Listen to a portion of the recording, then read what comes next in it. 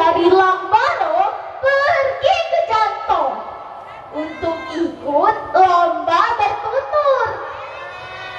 Nama saya Askia Aprilia Elizaro, siswi Min 27 Aceh Besar, siap bertempur. Teman-teman, dengarkan ya cerita Askia.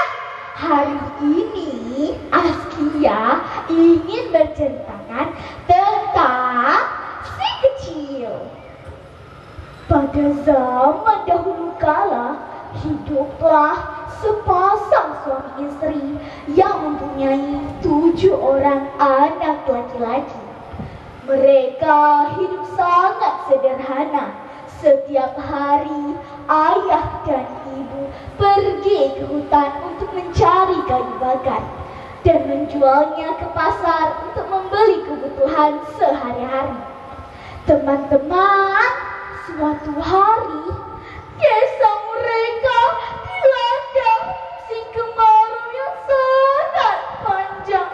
Pohon-pohon tak lagi tumbuh, tanah pun mengering. Makanan jadi sulit ditemukan.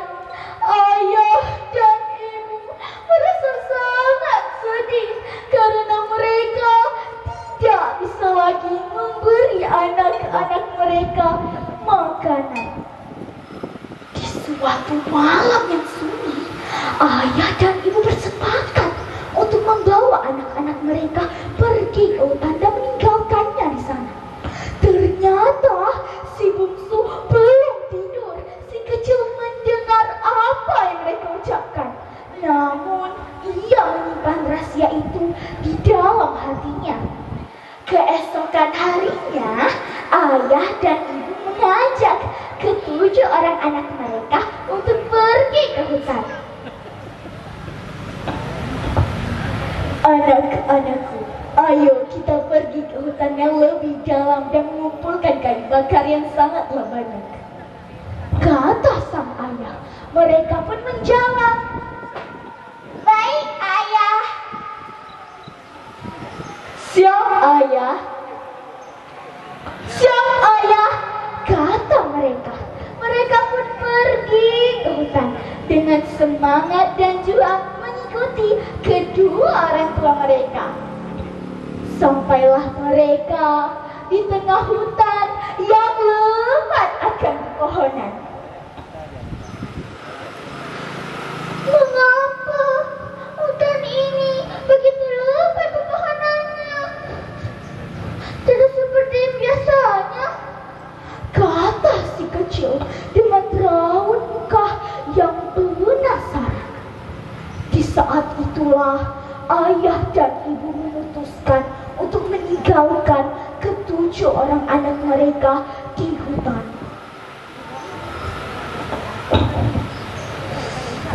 Anak-anakku, tinggallah di sini. Ayah sangat sakit perut. Ayah dan ibu akan pergi ke toilet. Kalian tinggallah di sini. Jangan kemana-mana. Ayah dan ibu akan kembali.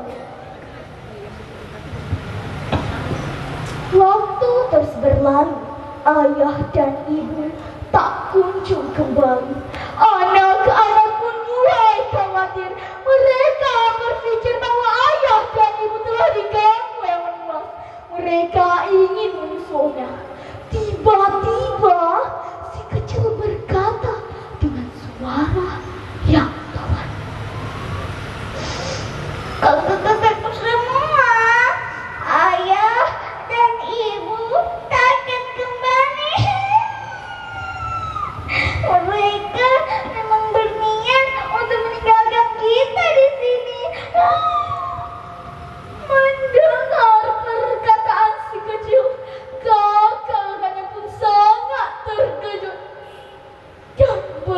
bersedih, namun mereka tidak menangis. Akhirnya mereka berkumpul dan bermalam di sebuah pohon yang berlubang seperti goa. Mereka bermalam selama 3 hari 3 malam dengan makanan yang tersisa. Teman-teman, suatu hari kakaknya yang tertua berkata, "Adik-adikku, tinggallah di sini, jangan kemana-mana. Aku akan naik pohon yang paling tinggi itu."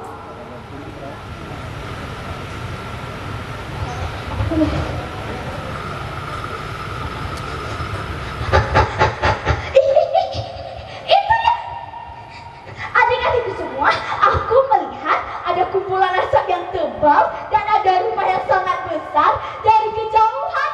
Mari kita pergi ke sana. Mereka pun langsung bergegas untuk pergi ke desa tersebut.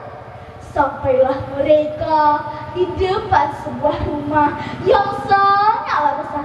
Ternyata itu adalah rumah raksasa. Mereka gemetar ketakutan. Adik-adikku, ternyata ini adalah rumah raksasa. Mari cepat kita kabur. Tiba-tiba keluarlah raksasa betina dari dalam rumah.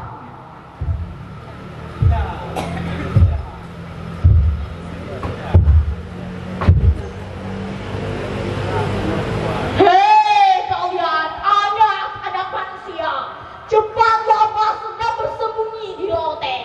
Kalau suami ibu akan pulang, kalian bisa langsung dimakan. Mereka pun langsung bergegas naik ke loteng dan bersembunyi.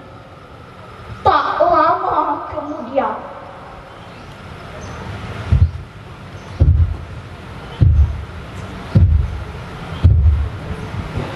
raksasa pria pulang berlindung.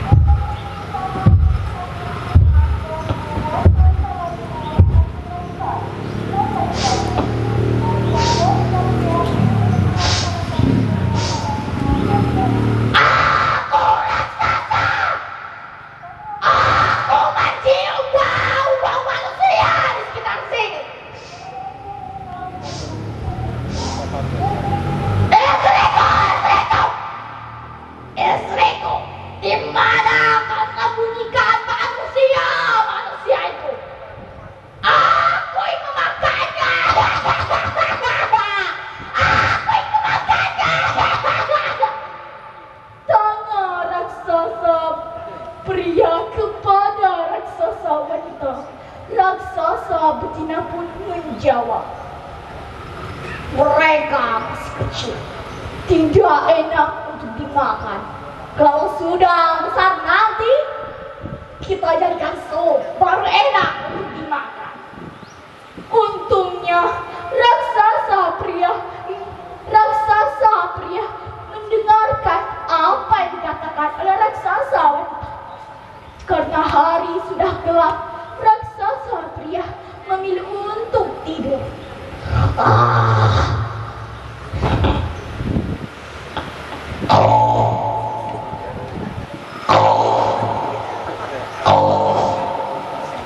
Raksasa betina yang baik hati itu pun membebaskan ke-7 orang anak manusia itu. Ia memberi anak-anak manusia itu makanan, perhiasan, dan permata. Raksasa betina yang baik hati itu pun mengajak ke-7 orang anak manusia itu ke tepi pantai sambil melewati raksasa yang sedang tertidur pulas.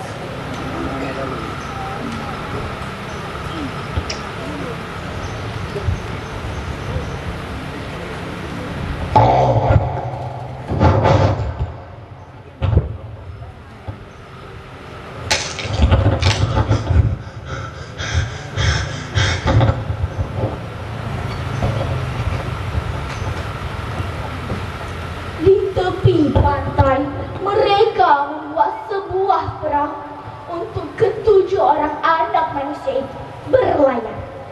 Setelah perahu itu selesai, ketujuh orang anak manusia itu pun berlayar sambil meninggalkan raksasa betina di tepi pantai. Teman-teman, waktu terus berlalu sampailah mereka di sebuah kerajaan yang aman dan damai, yang dipimpin oleh seorang raja yang adil dan bijaksana. Raja itu pun memberikan ketujuh orang anak manusia itu rumah dan tanah. Setiap hari mereka bekerja dengan keras dan giat. Akhirnya mereka semua hidup dalam keadaan yang bahagia. Teman-teman, suatu hari si kecil teringat akan kedua orang tua mereka. Ia pun berkata kepada kakak-kakaknya, "Bagaimana kalau kita mencari kedua orang tua kita, Kak?" Kata si kecil. Kakak-kakaknya pun menjawab, "Ini bagus itu. Aku setuju. Mari kita cari." Kata mereka. Mereka pun berlayar dari kampung ke kampung sambil menanyakan apakah ada yang melihat kedua orang tua mereka. Ternyata ada salah satu warga yang melihat keberadaan kedua orang tua mereka. "Hai anak-anak muda, buat apa kalian datang ke sini? Apakah ada yang perlu kalian cari?" Kata sang bapak. Mereka pun menjawab, "Permisi Tuan, kami ingin mencari keberadaan kedua orang tua kami." Mereka pun menyebutkan ciri-ciri kedua orang tua mereka. "Sepertinya aku tahu siapa orang yang kalian maksud. Mereka tinggal di desa sebelah, di sebuah gubuk reot dan sudah tua." Mendengar perkataan sang bapak, mereka pun langsung bergegas menuju desa sebelah. Sampailah mereka di desa itu.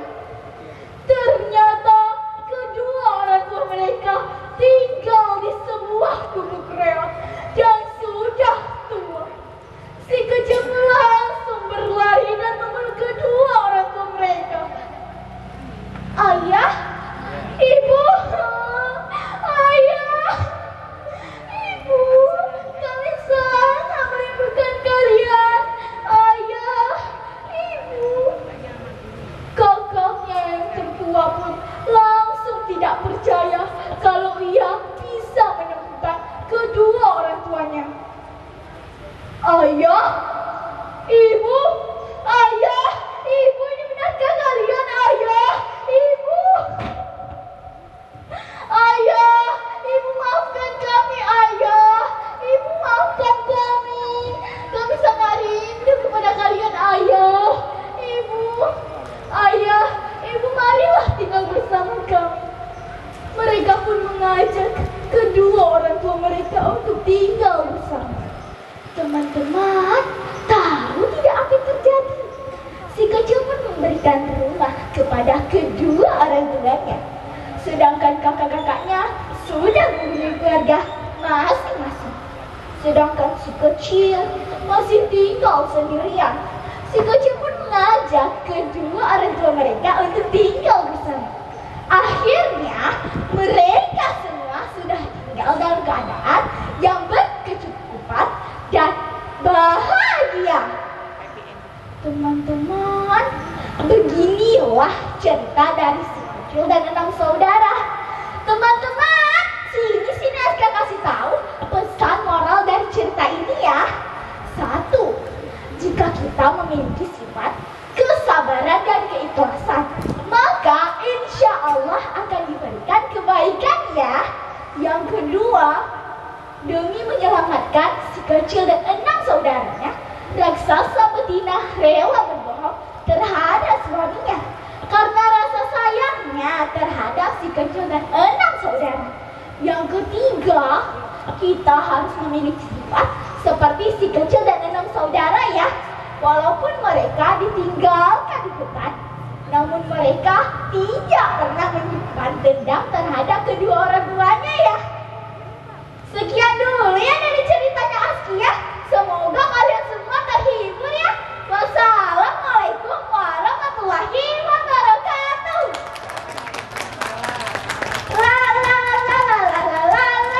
plus